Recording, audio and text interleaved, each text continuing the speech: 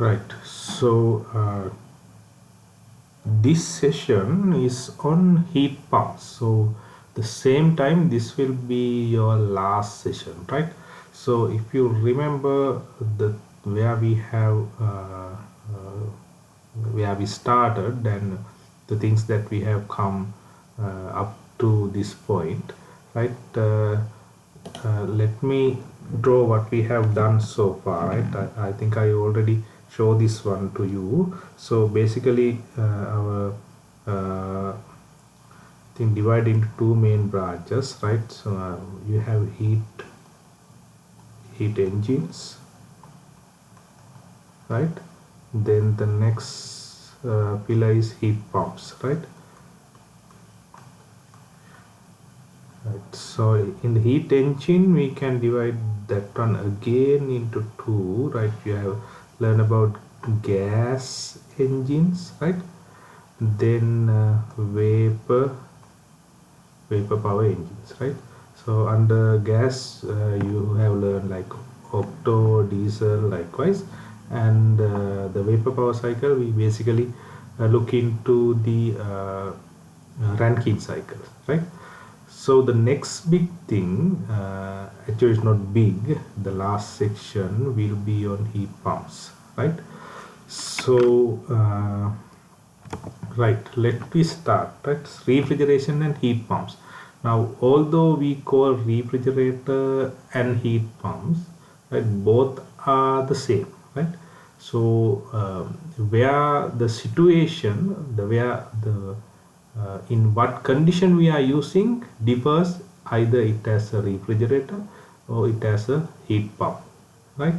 So let me see that one, right? So so to get the introduction, so even in this second law of thermodynamics you have learned about the heat flow, right? So in natural way, in conventional way, natural way is that heat flows from high temperature to low temperature, right? If you have a high temperature, then heat from the high temperature, that means the we normally call source, right? Source to sink, right? High temperature to low temperature. So it is possible that we can revise the process. That means heat flow from sink to source, right? That means from lower temperature to high temperature. To do that, we need a refrigerator, or we call as also we can call the heat pump, right? So again, the refrigerators and the heat pumps both are the same, right? The way we are using it, according to that, we are normally calling either it as a refrigerator or it as a heat pump, right? So the heat pump is the device that we need to pump heat energy from low temperature to high temperature, right? So however, so as we all know, the heat flows from high temperature to low temperature. To revise the process, we need something called refrigerator, right? So the refrigerators are cyclic devices, right? And it has a working fluid. So all the other engines, basically heat engine that we have learned, it has some kind of what we call working fluid, right? In the gas engine we have air as the working fluid. In the vapor power cycle we have steam and the water as the working fluid, right? So the same way in here as well, in heat pumps we have a working fluid, right? That working fluid we called as the refrigerant, right? So now I'm sure you have seen this CFC. Now these are some of the refrigerant, right? CFC stand for chlorofluorocarbons, right? Now this CFC stand for chlorofluorocarbon, right? And we have HCFCs, hydrochlorofluorocarbons, and also we have HFCs, right? Hydrofluorocarbons, right? And these names are 11, 12, 13, these are the commercial name, right? So normally if you go to the where like where AC mechanic, they normally refer R11, R12, likewise, right? Now sometimes also you may see in some of the refrigerators, that means the cool box or the fridge that that we have in our house, අපි සීතකරණය කියන්නේ, right? And then in fridge, that refrigerator, you may have seen CFC free, something batch called CFC free gas, right? Now all days we are using CFC gases, right? Because you may have heard the thing that CFC gas has a problem with ozone layer. They will destroy the ozone layer, therefore the CFCs are banned right now. Most of the time we are using R134A, right, nowadays, right? So it is a hydrofluorocarbon, right? R134A. So that is the refrigerant. So normally we have different kind of refrigerant. In Sri Lanka mostly we are using R134A, right? So and in which situation we call the refrigerator and which situation we call as the heat pump. Now good examples for refrigerators are, as I said, refrigerator we call the cool box, right? Then the other one is the air conditioner. So air conditioner is a refrigerator, and cool box is again a refrigerator, right? Then what are the heat pumps? Now heat pumps also the same thing, right? Same thing, but we are using it some way opposite. That's the difference, right? So let's we talk about the air condition. Now what the air condition do is it pumps heat from our room. Let's say we have air condition in our room, right? So what it do is it extract the heat energy inside the room, right? Then dump it to the outside, that means the atmosphere. Normally your room will be in low temperature compared to the atmosphere, that means outside, right? So basically what air conditioner do is extracting energy from the low temperature region, that means in your room, right? Then reject that or dump that extracted energy into the outside, that means the higher temperature region, right? So what we desired is what we need to have to cool our room, right? To cool our room, in that case we normally refer air condition as a refrigerator, right? And some of the colder countries, they have like 4 seasons. So during the winter they need to heat their rooms, right? Not like us in the colder countries, they need to heat their room. So in that case what this device do is extract the heat energy from the outside, right? Extract the heat energy from the outside and then bring back energy into the room, that we are heating the room. In that situation we are calling it as a heat pump, right? So basically you have mechanical device, right? So all the components are same, even in the refrigerator and the heat pump, all the components are same. How we are going to use it, that in that sense we call one as a refrigerator, other one as a heat pump, right? So if you are using to heat a room, we call as a heat pump. If you are using it for cooling purpose, we are normally refer as refrigerators, right? So the next important thing is the performance. Now normally we talk about all the other engines, right? Heat engine we talk about efficiency, right? Now in this case, in refrigerators and heat pumps, we are normally not referring it as a efficiency, but rather than coefficient of performance, right? So we are normally as a coefficient of performance, right? COP, right? So how the COP is defined, right? Now we have two-way COP for refrigerators, right? COP for heat pumps, right? Now what is meaning? Desired output divided by basically desired output by required input. Now in refrigerator, our desired output is the cooling effect. Therefore, the COP for refrigerator, we define as the cooling effect divided by the work input, right? And the COP for coefficient of performance for heat pumps, normally we are using heat pump for the heating purpose. So our desired output is heating effect, right? Heating effect divided by the work input, right? These are the COP R and COP HR, right? HP. So okay. So and again, in commercially, the cooling capacity of a refrigerator system is rate. That means the rate of heat removal from the refrigerator space. Now refrigerator space mean our room basically, right?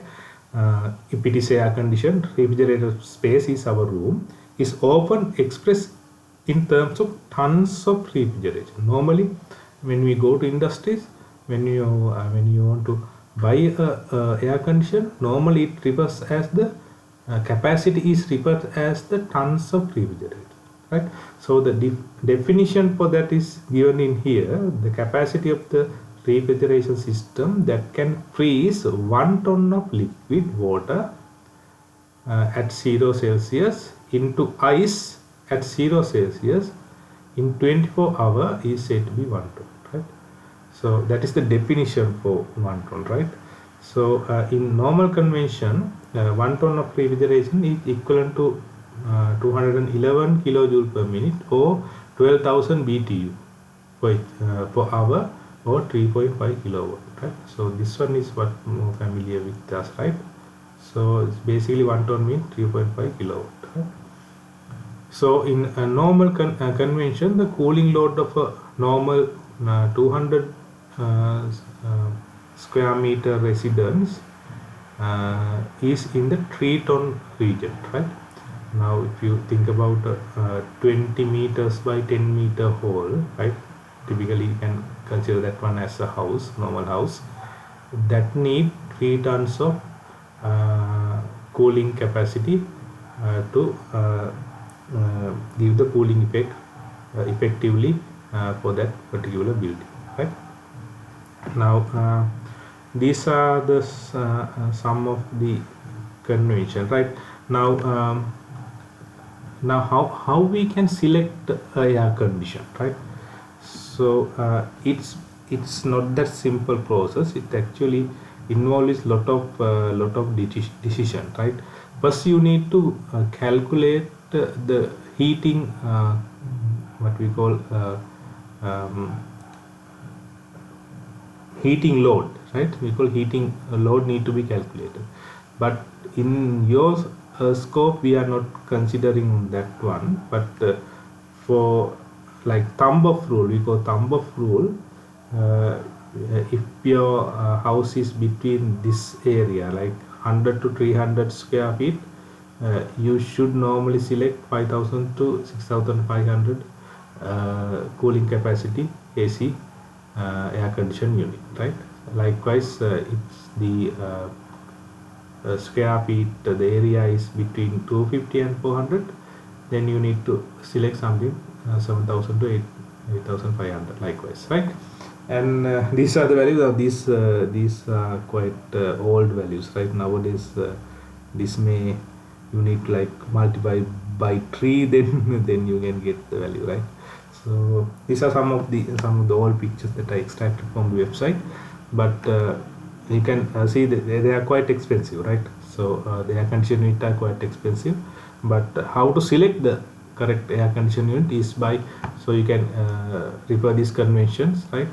Then you will be able to select which kind of capacity that I need for my room, right? So that's the basic understanding. Now we will go more theoretical way. Now I think you have remember the Carnot cycle, right? So now this is the reverse Carnot cycle. So actually the reverse Carnot cycle is the cycle that runs in an air condition. That's why it is here, right? So if you remember the Carnot cycle, so we have in Carnot cycle, so you remember this curve, right? Curve, and then we start from here, right? In Carnot cycle, not this reverse Carnot cycle, but in Carnot cycle we start from here, go up there like this, and there, so we have isentropic compression, right? Then constant pressure heat addition, isentropic expansion there, and constant pressure heat rejection. So that is the Carnot cycle. But this reverse Carnot cycle, in this case, in the Carnot cycle we travel clockwise, right? But in reverse Carnot cycle we go anti-clockwise, right? So in here we have like this way, right? It's going that way, right? So you can consider this one in yeah, likewise in the vapor power cycle. In refrigeration cycle also you have 4 components, right? In vapor power cycle you have like boiler, then turbine, condenser, and pump, right? So you have that 4 component. The same way we have the same thing in here, a bit different. So what you have in the reverse Carnot cycle, you have compressor here, right? Compressor, 2 to 3 is compression. You have compressor here, isentropic compression, right? Then you have heat rejection, right? Constant pressure heat rejection. Then isentropic expansion, right? Then constant pressure heat addition, right? So in here we have the Q in, right? Q in, and we have in here Q out, right? So basically this area, that means the evaporator, now this 1 to 2 is the evaporator, right? Evaporator will be in your room, right? So the evaporator is the one that extract the heat energy from inside your room, and then it dump in here from 3 to 4. That means the condenser. So condenser is outside. This part is outside. Condenser is outside the room, and the evaporator is inside the room, right? So let me go in more details later on. So but basically the cycle is a reverse Carnot cycle, right? Now I have talked about the 4 component, right? So you have compressor, you have condenser, then it's not the turbine, we have expansion valve, we call expansion valve, then we have evaporator, right?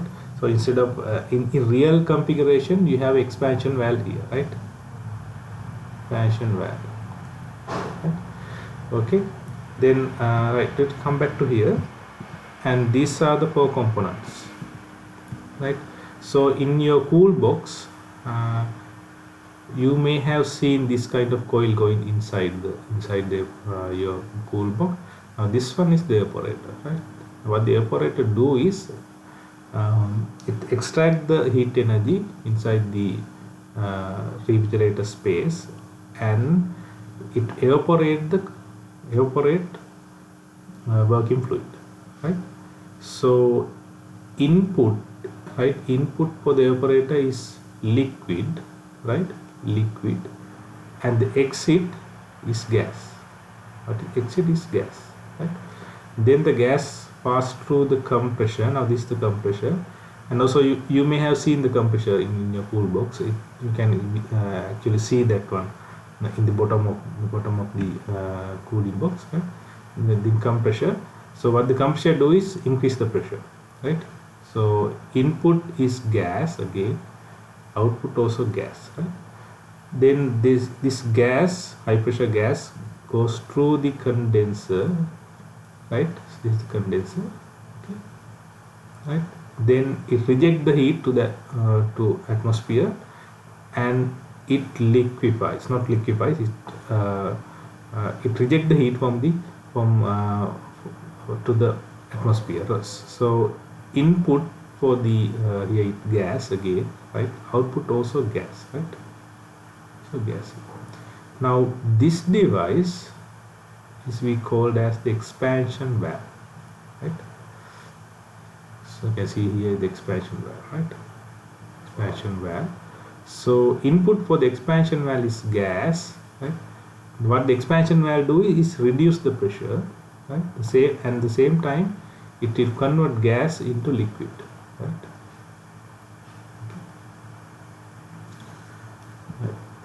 Now these are the real components. Now this is a compressor, this one is a compressor, this one also compressor, right? So then what's the difference? So difference is this, the compressor that you can find in your air conditioning unit, household air conditioning unit, and also your cooling box, right? And this one is the air compressor, sorry, AC compressor in the vehicles, right? This is a vehicle AC compressor. This one is domestic, normal household AC compressor. Then this one is the evaporator. This one is evaporator, right? Uh, then we have condenser. This one is a condenser. Then these two are the expansion valve. These are the four components. Right? Normally, in evaporator and condenser, you have airflow goes through these tubes. Not the tube. In the tube, you have the refrigerant, but in the pins, between the pins, you have cross flow. That is the airflow, right? Now, once the air travel through these pins, it act as a heat exchanger, right? The same thing for the condenser. Airflow goes out, then the heat will be rejected to the atmosphere, right? And the heat in the evaporator, what it do is when the air flows, energy in the heat will be absorbed to the gas in here, right? In the working fluid. Okay. Right.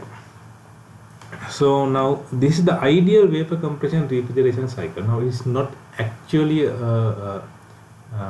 ideal, reverse Carnot cycle. It's a bit different, right? So you have the four components. You have the compressor here. This is the compressor. Then after compression, it goes to condenser where you have the Q out, right? Then the expansion valve. After the expansion valve, you have pressure reduction in here, right? So this high pressure, this side is, if you divide this way, right? This side is high pressure, right? High pressure. Then this side is low pressure. Okay. Then after expansion valve, it goes to evaporator, right? So again, you have liquid here. Now this line, normally you have liquid, right? Liquid. At the whole side you have gas, right? Gas, again gas, right? Okay. Now let's we talk about the process. Now process 1 to 2, isentropic compression in the compressor. Now you have gas enters in the compressor, enters to the compressor, and what the compressor do, increase the pressure. Now you have, it is an isentropic process. Therefore it can start from here, right? 1, then you have compress it. That means increase the pressure, at the same time increasing the temperature, right? And goes to isentropic compression 1 to 2, right? Now, right, then after that we have elevated the pressure, same as elevated the pressure as well as elevated the temperature. That means this temperature, now this T value, right, is higher than the atmospheric temperature, right? Okay, this T2 higher than T ATM. Therefore we can reject the heat to the outside, to the atmosphere, right? Then rejecting heat, then it goes to the condenser. While it travels through the condenser, it rejects heat, and now you have superheated here, right? Superheated refrigerant, then become saturated, then all the way up to 100% saturated liquid, right? Okay. Now right, now in here you have liquid, right? Not gas, liquid. Okay. That means if you divide this like this side you have liquid, this side you have gas. Right. Then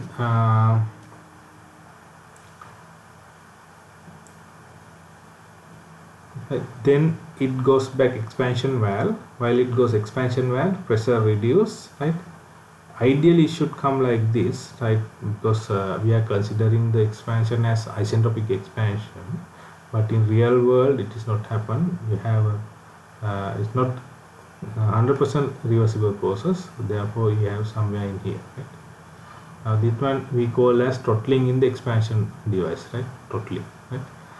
Then after that this uh, low pressure liquid enters the evaporator. Then what evaporator do is extract energy, heat from the outside, that means the room, and evaporate the things, that means become a gas, right? So you have liquid in and gas here. Now this one is constant pressure heat absorption. So 1 to 2 is isentropic compression in the compressor, right? 2 to 3 is constant pressure heat rejection in the condenser, right? Then 3 to 4 throttling in the expansion device. Then 4 to 1 constant pressure heat absorption in the evaporator, right? These are the cycle. Okay. Then right, so this is the ideal vapor compression refrigeration cycle. Okay. Then COP, coefficient of performance, refrigeration, and coefficient of performance, heat pumps. Now even though it's a refrigerator or heat pumps, these 4 devices are there and the working principle and the working cycle is the same, right? So if we define the COP for refrigeration, if you remember in refrigeration, this means the cooling effect. Cooling, this means the heating, right? In COP, heat pumps, this heating, refrigeration, this is the cooling effect we need, right? Now if we go back and see this side, right, cooling will happen in this way, right? 4 to 1, right? This is the cooling. Therefore we can define H1 minus H4 as the cooling effect, right? So H1 minus H4, right? That's the cooling effect. Then the W net in, so this is the W in, right? H2 minus H1, right? H2 minus H1. So the cooling effect divided by the W in, that's the COPR. Then COP heat pumps, this is the heating effect. If it is heating, this is the heating, right? This is where the heat goes out, right? Q out, right? So this is the heating effect.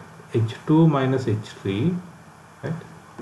H2 minus H3 divided by work in H2 minus H1, right? So again this is the COP HP, right? Okay, now the next thing is we have example. I want you to try out your own. In the next video I will go to this example and show you how to solve this example, right? Okay.